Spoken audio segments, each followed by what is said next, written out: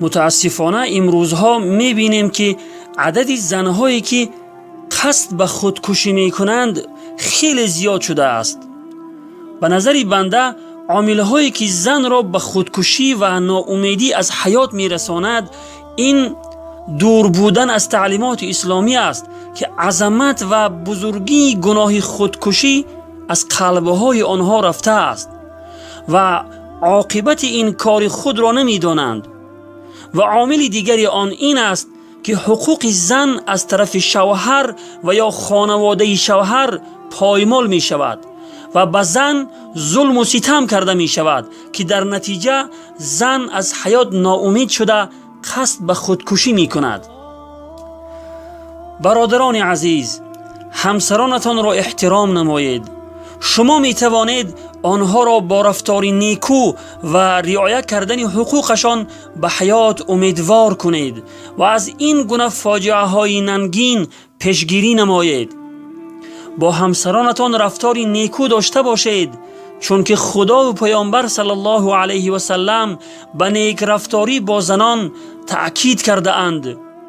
خداوند در آیه 19 سوره نساء می فرماید: استعیذ بالله و عاشروهن بالمعروف، و با آنها یعنی با زنان به شایستگی رفتار نمایید، یعنی با زنان رفتار نیکو داشته باشید.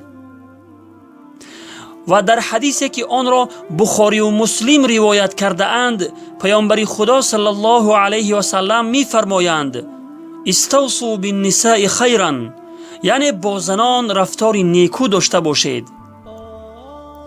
زن را با طلاق دادن و جدایی نترسانید. زن را شیطان و به عقل گفته تحقیر نکنید، چون که خود شما از یک زن به دنیا آمده اید. جوان گفت: زن عقل ندارد.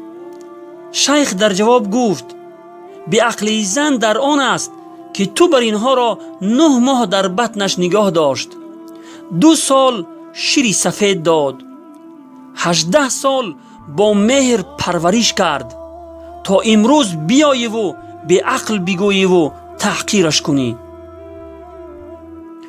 اولین نوشنده آب زمزم زن است. اولین سعی کننده بین کوه صفا و مروه زن است. اولین کسی که ایمان آورد زن است. اولین شهید راه اسلام زن است. اولین سامان دهنده هجرت زن است. براستی زن چه شخصیت بزرگی است. زن مادر است که برای جامعه بهترین شخصیت‌های را هدیه می کند که به آن خیلی نیاز دارد. تمام پیامبران، دانشمندان، بزرگان و رادمردان تاریخ را هم زن به دنیا آورده است که تا روز قیامت الگو و نمونه بهترین برای تمام بشریت هستند.